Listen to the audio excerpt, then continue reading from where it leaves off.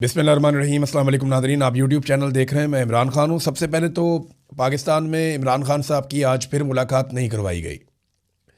कई महीने हो गए और पाकिस्तान का सबसे बड़ा लीडर है, ना मुल्क में कोई आइन है और ना कोई कानून है। इमरान खान साहब की आंख के साथ खिलवाड़ किया गया, उनकी सेहत के साथ खिलवाड़ किया गया। उन्हें क्या हुआ उनकी फैमिली को बिल्कुल नहीं बताया गया। अदालतें बिल्कुल बेबस हैं, पाकिस्तान तहरीक इंसाफ बेबस है और पाकिस्तान का सबसे मकबूल लीडर पाकिस्तान के मिलिट्री रजीम ने इस वक्त जेल के अंदर डाला हुआ है। और ना सिर्फ जेल में डाला हुआ है बल्कि बैरूनी दुनिया से उसका राब्ता मुकम्मल तौर पे काट दिया है। वजह क्या है कि वो शख्स घुटने नहीं टेक रहा। वो शख्स ये नहीं कहता कि मैं हार मानता हूँ, मैं कोई डील करता हूँ। तो वो घुटने नहीं टेक रहा पाकिस्तान के मिलिट्री रजीम के सामने, जिसके सामने माजी में तकरीबन तमाम सियासतदान बारी बारी घुटने टेक चुके हैं। या तो इन्होंने मार दिया या सरेंडर करवा लिया, लेकिन इमरान खान साहब ये नहीं कर रहे। अब एक आंख ज़ाया होने का दावा जो है वो हुकूमती ज़राए ने खुद किया है। बराह रास्त तो कोई इन्फॉर्मेशन इमरान खान साहब के हवाले से है नहीं।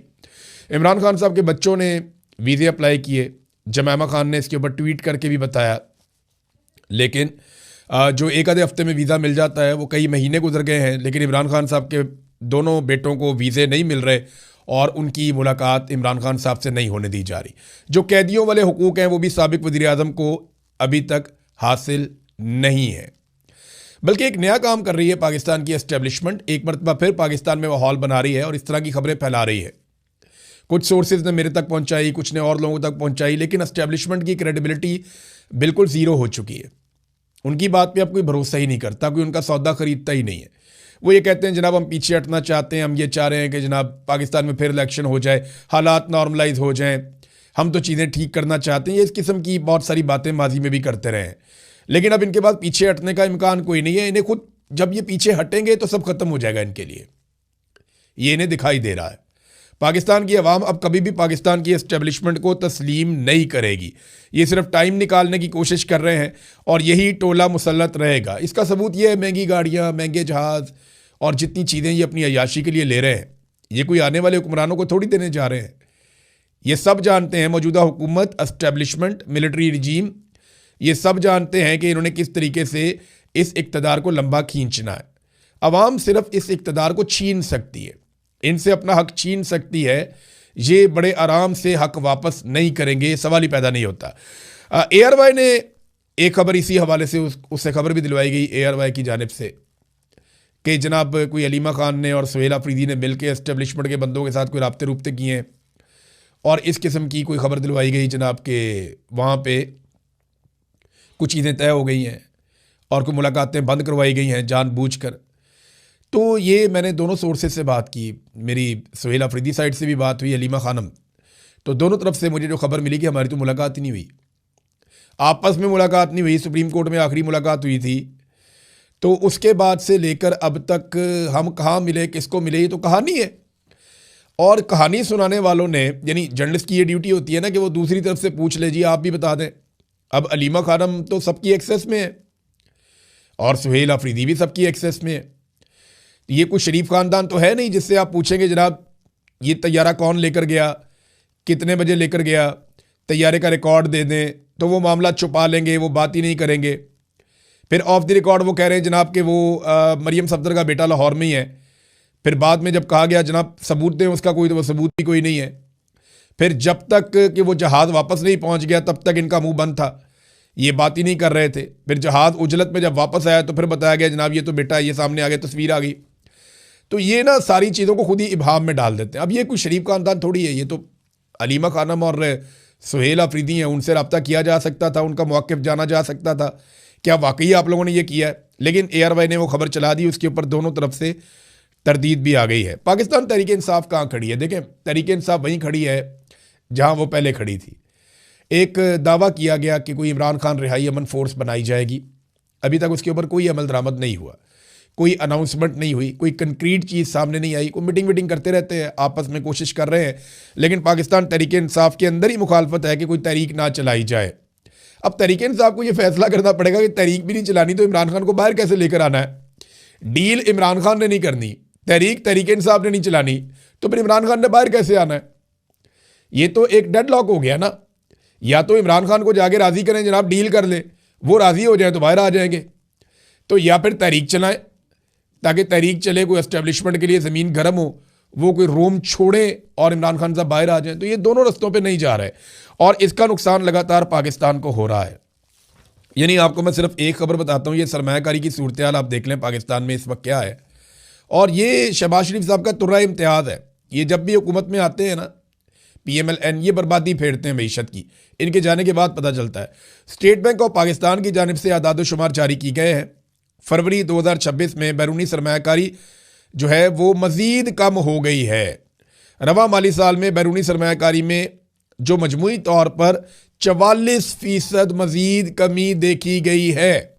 अब अंदाज़ा करें आप कि 50 साल के सरमायाकारी के रिकॉर्ड तो पहले ही टूट गए थे।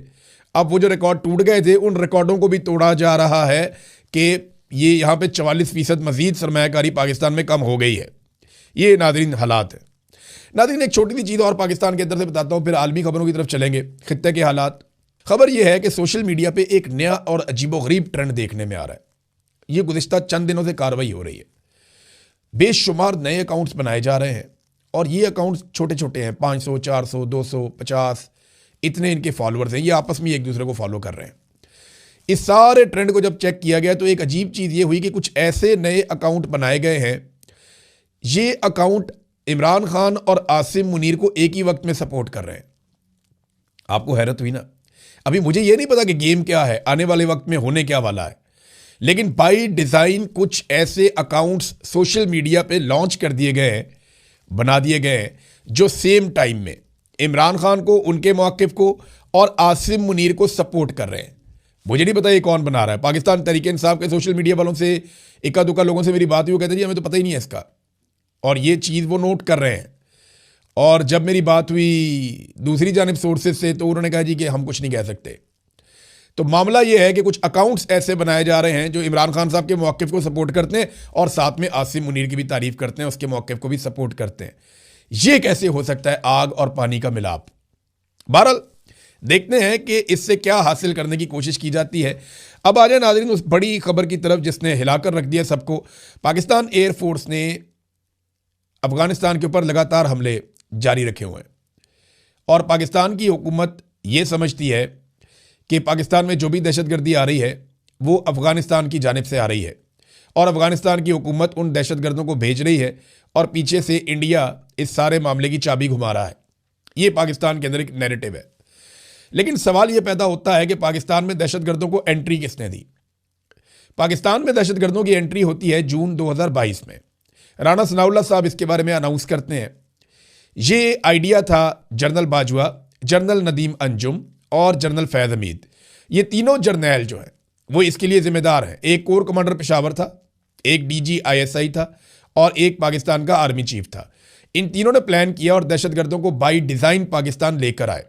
जून से लेकर अगस्त तक दहशतगर्द पाकिस्तान आते रहे, सितंबर तक आते रहे बल्कि, और पाकिस्तान तहरीक इंसाफ और खैबर पख्तूनख्वा की हुकूमत चिल्लाती रही कि दहशतगर्दों को पाकिस्तान में दाखिल मत करो। पुलिस चिल्लाती रही, हुकूमत चिल्लाती रही, अवाम कहते रहे, अमन पासून के लोग आते रहे, ताजिर एहतजाज करते रहे, लेकिन दहशतगर्दों को लाकर बसाया जाता रहा। अब दहशतगर्दी गले में फंस गई आके। यानी जानबूझकर दहशतगर्दों को पाकिस्तान में ये तीन जर्नैल लेकर आए थे ताकि कोई सियासी मैदान के अंदर कोई कामयाबी हासिल की जाए। वो सियासी फ़ायदा तो हुआ नहीं, लेकिन हुआ क्या, वहाँ पे दहशतगर्दी बढ़ गई और वो गले में फंस गई। और अब दहशतगर्दों के खिलाफ ऑपरेशन करते हैं तो मकामी अफराद मानते नहीं हैं।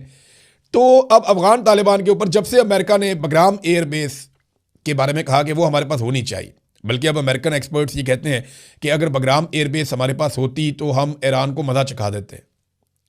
तो ईरानी ये कहते हैं कि अफगानिस्तान ने अमेरिका को बग्राम एयरबेस ना देकर शानदार काम किया। ईरान अफगानिस्तान की तारीफ करता है इस मामले में। अब जब से अमेरिका ने इस ख्वाहिश का इजहार किया, पाकिस्तान ने अचानक से अफगानिस्तान के ऊपर अटैक शुरू कर दिए और ये एरियल स्ट्राइक्स पाकिस्तान एयरफोर्स कर रही है अफगानिस्तान में। दहशतगर्दी पाकिस्तान में नई नहीं है, लेकिन या तो ये दहशतगर्दी नहीं हो। पाकिस्तान में 70-80 हज़ार अफराद पहले ही जाँ बहक हो चुके हैं, शहीद हो चुके हैं दहशतगर्दी की लड़ाई में, और ये पिछली 2-3 दहाइयों से ये चीज़ें चल रही हैं। लगभग 25 साल 26 साल हो गए हैं दहशतगर्दी की वेव पाकिस्तान में आई हुई है।